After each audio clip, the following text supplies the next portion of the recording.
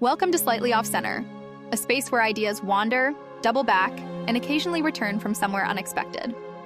If you've been following this series, thank you for staying with the slow unfolding.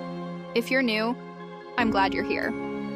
This is part 3 in a series exploring creativity through the lens of quantum theory. In part 1, we looked at the dance of intuition. In part 2, the first drafts we don't remember writing. And now, in part 3, we look at what comes after. What happens to the ideas that don't get chosen? The ones that were sketched, loved, rejected, and left behind? This is a story about one of those.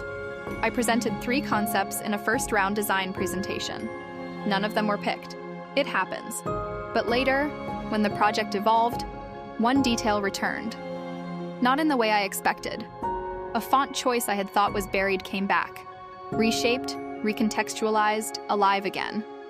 And it made me wonder, do ideas really vanish? Or do they branch, like timelines, coexisting in potential, waiting for the right moment?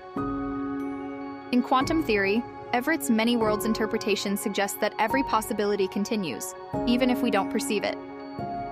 Due to something called decoherence, we only experience one version. But the others?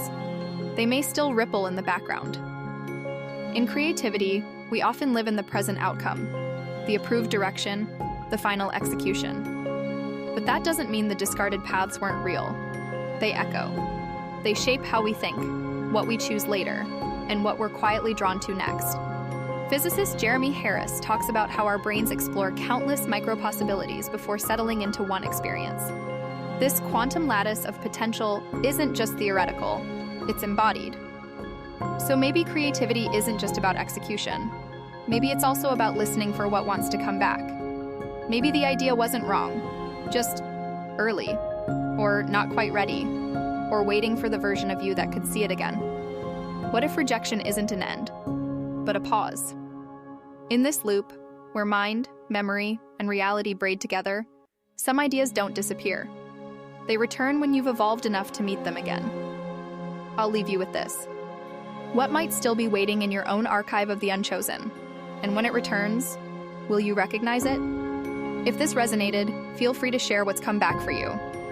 You can reach me through Substack chat or leave a message. Until next time, stay open to what returns.